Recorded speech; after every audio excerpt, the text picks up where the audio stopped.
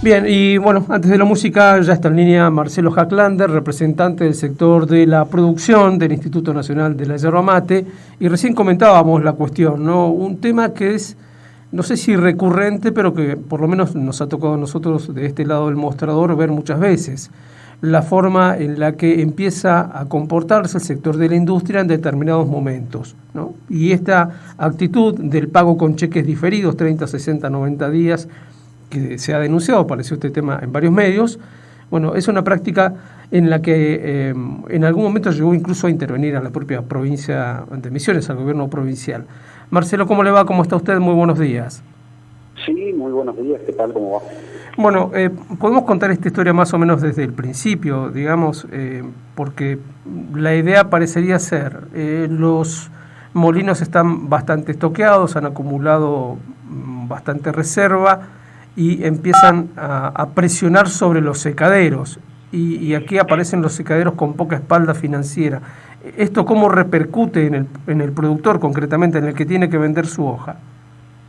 No, esto es automático, o sea, una vez que el molino tiene stock suficiente, comienza, como decían ustedes en esa introducción, comienzan a pagarse la canchada con cheques y automáticamente los secaderos comienzan a justamente a trasladar ese tipo de pagos hacia los productores.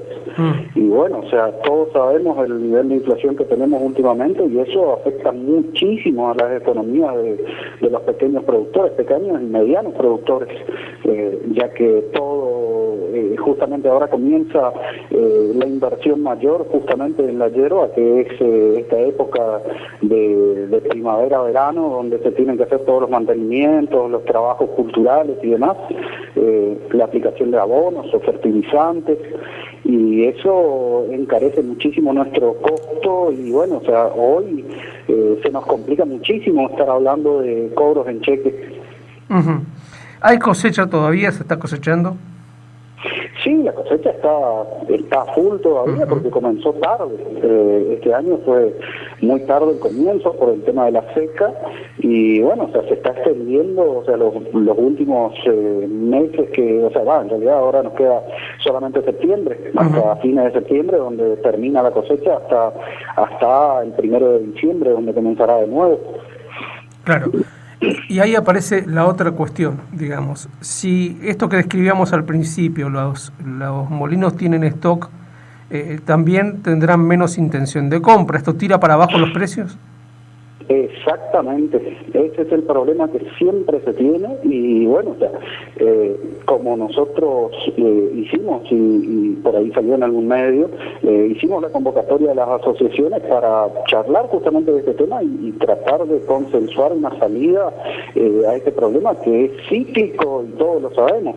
Es una pena de que hayan venido muy pocas asociaciones y las pocas que vinieron encima en contra justamente de tomar medidas correctivas en este momento tan complicado. Realmente tenemos que tomar decisiones para corregir esto lo antes posible, si no vamos a estar en el problema de siempre.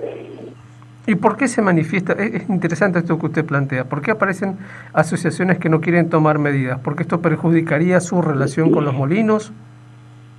Bueno, la mayoría, o sea, justamente, dos de esas asociaciones tienen que ver con empresas que tienen mucho movimiento, entonces se ve que por el lado industrial no les conviene tomar medidas correctivas en este momento, pero nosotros como productores sabemos de que esto es necesario y se deben tomar las medidas a tiempo porque si no después, una vez que el problema está presente, es muy difícil de que lo corrijamos y va a llevar su tiempo también. Entonces el que va a seguir sufriendo va a ser el productor y nosotros no estamos dispuestos a pasar de vuelta por una mala situación por culpa de unos pocos nuevamente. Marcelo, en su momento problemas similares a este en otras épocas, recuerdo hace varios años pasó varias veces, incluso hizo que se solicitara la asistencia financiera de la provincia a los secaderos. ¿Esa es una salida o no resultó en su momento? No, esto, o sea, hoy mismo están, o sea, hay créditos a disposición justamente de la parte de los secaderos y de las cooperativas. y están ahí los créditos a disposición, o sea, es una ayuda, sí, pero nosotros tenemos que tomar medidas realmente que sean eficientes y que a largo plazo sean beneficiosas para los productores. No podemos seguir buscando parches a un problema que es cíclico. Esto se tiene que corregir de una vez por todas y que por fin tengamos la previsibilidad de nuestra cadena de producción. Uh-huh. Y a su criterio o al criterio de los productores, ¿cuáles serían esas medidas necesarias? ¿Por dónde habría que empezar a solucionar definitivamente el tema? Tenemos varias alternativas. Dentro de una de esas que justamente nos plantea la ley de creación del INIM es el tema del mercado consignatario o un mercado comercializador de yerba mate. Otra medida que por ahí nos resulta muy alegre y muy simpática, que es la cupificación, pero viendo la superproducción que se viene y que vamos a tener problemas justamente de comercialización y de pago y demás, es preferible tener un poco menos de kilos cosechados a tener muy malos precios y que tengamos que volver a situaciones complicadas como fue a la última hora en el 2017. O sea, esas situaciones nosotros tenemos que corregirlas de una vez por todas y tener medidas que realmente nos sostengan en el tiempo productivo. Los economistas suelen decir que la yerba mate es un mercado inelástico, es decir, más o menos todos podemos prever cuánto se va a cosechar, cuánto se va a vender. Algunos referentes de la producción tiempo atrás nos decían: estamos corriendo el riesgo si permitimos que se plante tanto. ¿Se trata de una profecía que se está empezando a cumplir? Sí, exactamente. Eso es lo que pasó. O sea, por eso tomamos justamente la medida de la resolución 170 de regular las plantaciones, porque el histórico en hectáreas plantadas era de 175, 180.000 hectáreas. Hoy estamos superando las 210.000 hectáreas. Claro. Ese es un número que realmente tenemos que tenerlo en cuenta. Al haber tanta producción y no tener suficiente venta, tenemos que tomar medidas de restringir por ahí o minimizar un poco la cantidad de kilos que se produzcan, porque si no, de todas maneras, es una cuestión de lógica pura. Si producimos uno, se vende uno, estamos bien. Si producimos dos y se vende uno, estamos en problema. Entonces, claro, de alguna manera tenemos que corregir este problema para que para que realmente nuestra producción sea previsible, porque si no volvemos a los problemas de cada pocos años, de los ciclos que tenemos de caídas y subidas que no son rentables para el productor. Claro. Por último, la última pregunta. En estos juegos no todos pierden, digamos, siempre es así. ¿Quiénes son los que resultan ganadores en esta situación tal cual la describimos hasta ahora, digamos, los molinos? Y sí, obviamente, porque son los que acumulan materia prima a precios bajos y después terminan vendiendo a muy buenos valores. O sea, los que terminan teniendo los mejores réditos son justamente los industriales. Nosotros, productores, somos los que terminamos produciendo una materia prima a precios viles porque hay una sobreoferta.